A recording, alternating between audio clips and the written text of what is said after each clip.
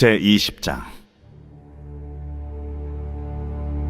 아수리의 사르곤 왕이 다르단을 아스돗으로 보내매 그가 와서 아스돗을 쳐서 취하던 해니라. 그때에 여호와께서 아모스의 아들 이사야에게 말씀하여 이르시되, 갈지어다. 내 허리에서 배를 끄르고 내 발에서 신을 벗을지니라 하시매 그가 그대로 하여 벗은 몸과 벗은 발로 다니니라.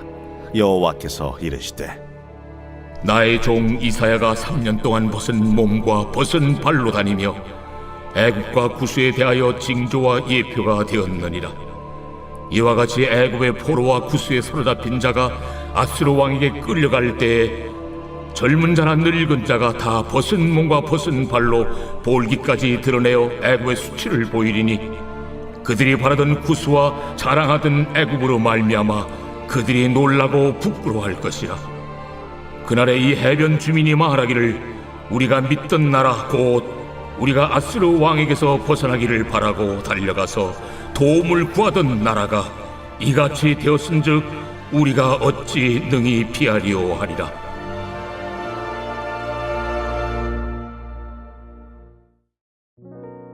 새벽 영성기도의 시간입니다. 오늘 본문은 하나님께서 이사야를 통해 애굽에 임할 심판을 예언한 내용입니다.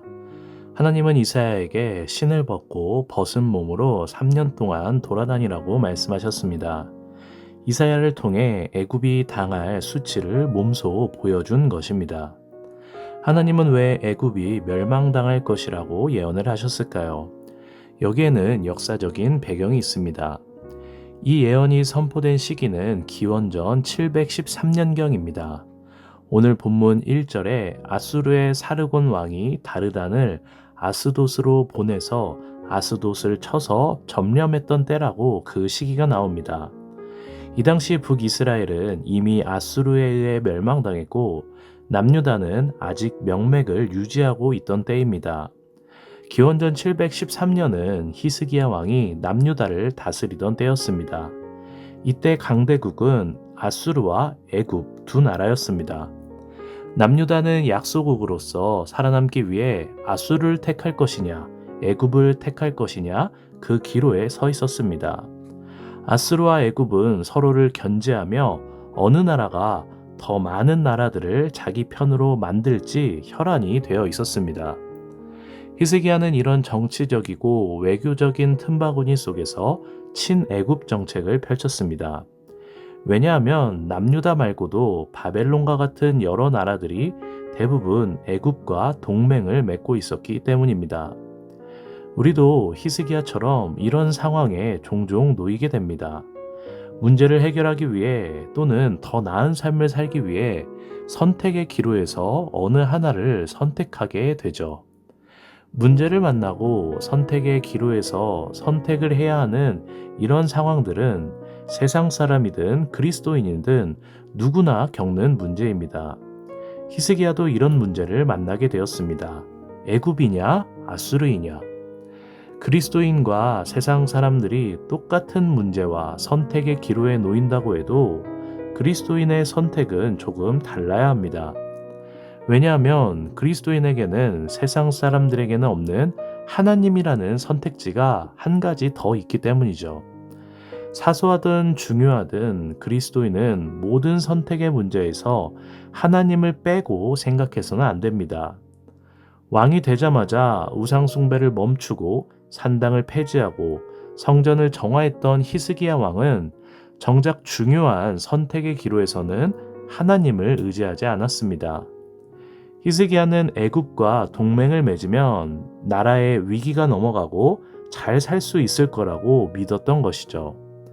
히스기야와 남유다가 하나님이 아닌 애굽을 선택한 시점에서 오늘 본문의 예언이 선포된 것입니다. 애굽은 멸망할 것이다. 어떻게 보면 이 예언은 히스기야와 남유다를 향한 하나님의 곧 멸망할 애굽을 선택하지 말고 전지전능하신 나 여호와 하나님을 선택하라는 절규의 메시지입니다. 너희가 나 대신 선택한 애굽은 살 길이 아니다. 애굽은 곧 망할 것이니 의지하지 말렴이라는 경고의 메시지를 보내신 것입니다. 하나님이 아닌 다른 걸로 잘 되고 잘 살 수 있다라는 마음은 교만입니다. 성경이 말하는 교만은 단순히 자랑하고 거들먹거리는 게 아닙니다. 하나님 없어도 잘 되고 잘 살 수 있어, 이 마음을 갖고 살아가는 것 자체가 교만입니다. 하나님을 의지하지 않고 하나님께 구하지 않고 하나님을 찾지 않는 모든 것이 교만이 됩니다.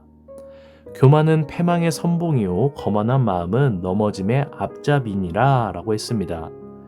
하나님이 아닌 곳에서 살 길을 찾던 히스기야와 남유다가 선택한 이 애굽은 결국 하나님의 말씀대로 기원전 670년경 아수르에 의해 멸망당하게 됩니다. 하나님의 예언이 선포된 뒤 약 40년쯤 후에 그대로 성취된 것입니다. 하나님의 백성으로 부름받은 우리들은 범사에 하나님을 의지해야 합니다.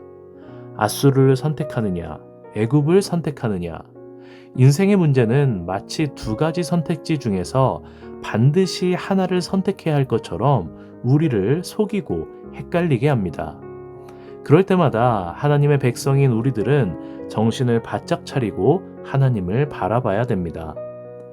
이 세상의 문제는 두 가지 중에 무엇을 선택하느냐에 따라 살 길이 열리고 닫히는 게 아닙니다. 성경은 범사의 그를 인정하라 라고 말합니다. 범사의 하나님을 인정하고 하나님을 의지해야 합니다. 문제를 해결하기 위한 선택지에 반드시 하나님을 넣으십시오. 그리고 문제 해결책으로 반드시 하나님을 선택하십시오. 이것이 하나님께서 말씀하시는 하나님의 자녀가 세상을 살아가는 방법입니다.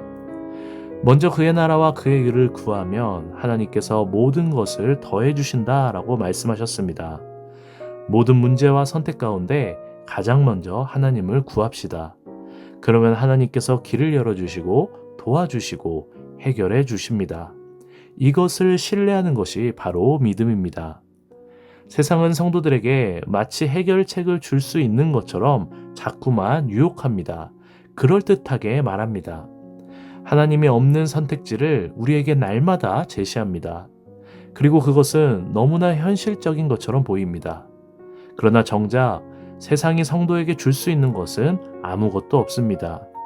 왜냐하면 하나님의 백성은 하나님의 은혜로 살아가기 때문입니다. 세상이 우리에게 제시하는 선택지 중에는 하나님의 은혜가 없습니다. 사랑하는 성도 여러분, 하나님만 바라보고 하나님만 의지합시다. 범사의 하나님을 인정함으로 모든 문제 가운데 하나님께 기도합시다. 그리고 주님을 찾는 자들에게 주님은 상을 주시는 분임을 잊지 맙시다.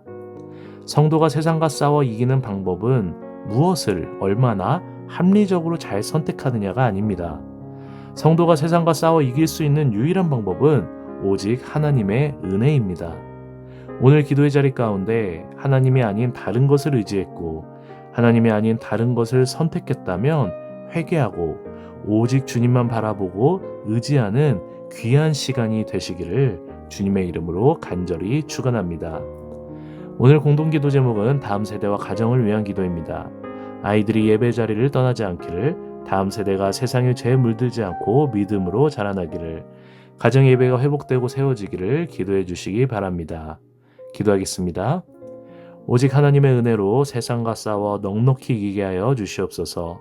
우리의 문제를 해결하기 위해 애국과 같은 멸망하고 썩어질 것이 아니라 전지전능하신 하나님을 바라보며 주님께 의지하는 복된 성도가 되게 하여 주시옵소서. 오직 주님만 바라보며 나아갈 수 있는 믿음을 더하여 주시옵소서. 다음 세대를 위해 기도합니다. 아이들이 말씀으로 양육되어 믿음의 사람으로 자라나게 하여 주시옵소서. 가정의 예배가 회복되게 하여 주시고 다음 세대가 죄에서 떠나 주님의 말씀을 붙들고 살게 하여 주셔서 인생의 주인이 오직 여호와 하나님이심을 고백하는 귀한 믿음을 허락하여 주시옵소서. 특별히 신영원 청년 박우진 권사님, 이영숙 권사님, 박재순 권사님, 손종영 권사님, 김영두 집사님, 김민아 집사님의 암을 깨끗이 치유케 하여 주시옵소서. 그 외에 회복 중인 모든 암 환자들 재발을 막아주시고 완치시켜 주시옵소서.